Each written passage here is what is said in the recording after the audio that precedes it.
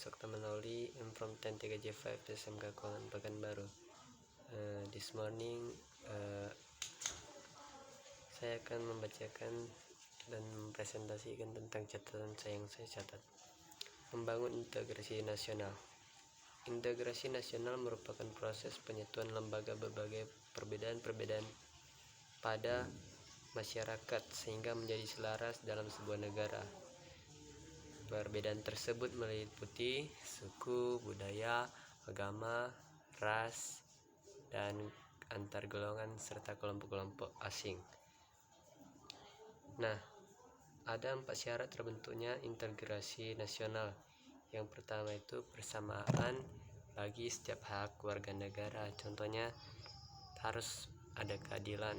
Yang kedua, jaminan keadilan bagi setiap warga negara, yaitu saling terkait dengan yang tadi itu. Yang ketiga, dukungan partisipasi masyarakat dalam proses penyelenggaraan negara. Nah, berarti hubungan sosial warga negaranya juga harus tinggi. Dan yang keempat adalah keterbukaan yang dapat menumbuhkan sikap saling pengertian, menghormati, dan kerjasama. Nah, sikap keterbukaan ini berarti kita mulai dari diri kita sendiri.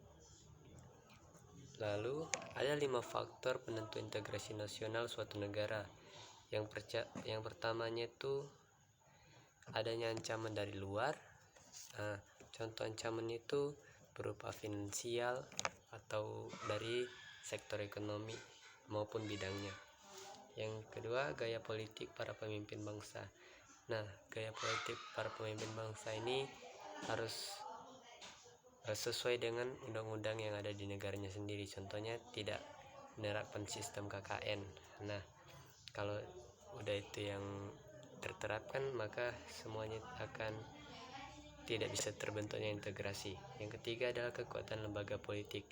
Nah, politik di suatu negara itu sangat dibutuhkan karena politik adalah cara terbaik untuk mengatur negara, dan itu suatu sistem yang sangat dasar terbentuknya suatu integrasi. Yang keempat, ideologi nasional. Nah, berarti ada kerjasama antara semua warga negara yang ada di negara ini. Yang kelima, pembangunan ekonomi yang merata. Nah, jika ekonomi merata, maka integrasinya juga akan semakin tinggi dan kuat. Ada beberapa faktor yang melemahkan bahkan menghambat terwujudnya integrasi nasional. Yang pertama, kuatnya paham liberalisme.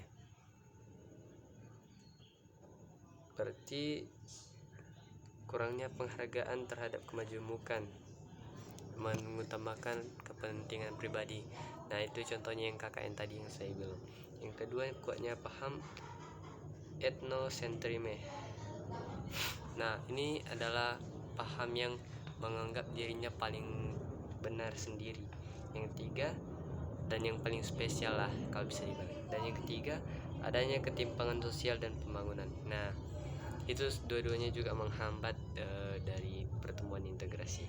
Nah, ada istilah yang dinamakan ATHG, yaitu ancaman, tantangan, hambatan, dan gangguan.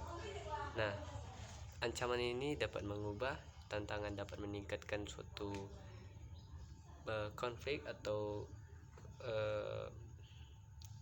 peristiwa di suatu negara.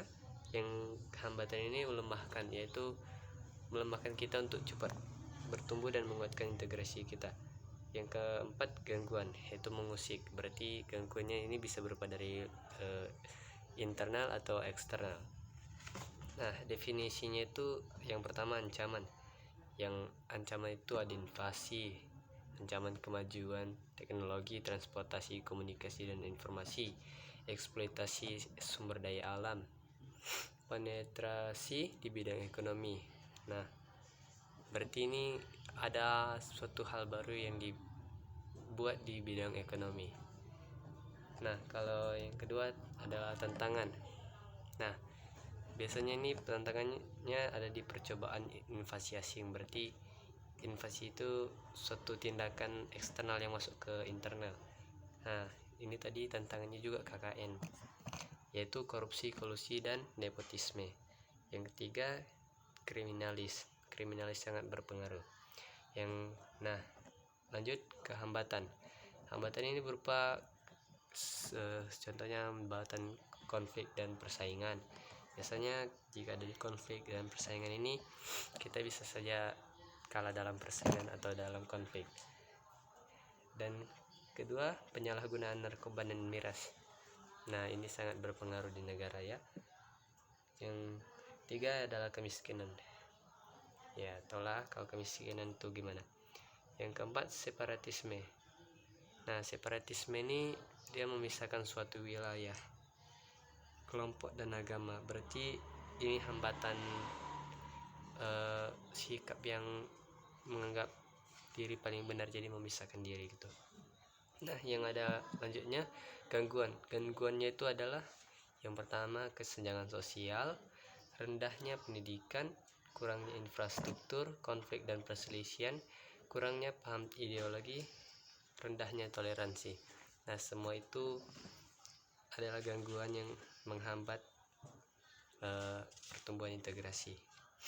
Nah, apa yang kita bisa lakukan untuk antisipasi ATHG tadi, ancaman, tantangan, hambatan dan gangguan tadi, yaitu adalah membangun pendidikan, menegakkan hukum dan keadilan, dan menghormati hak asasi manusia, dan penciptaan suasana aman dan tentram, serta penghapusan KKN. Nah, sekian dari presentasi saya, terima kasih.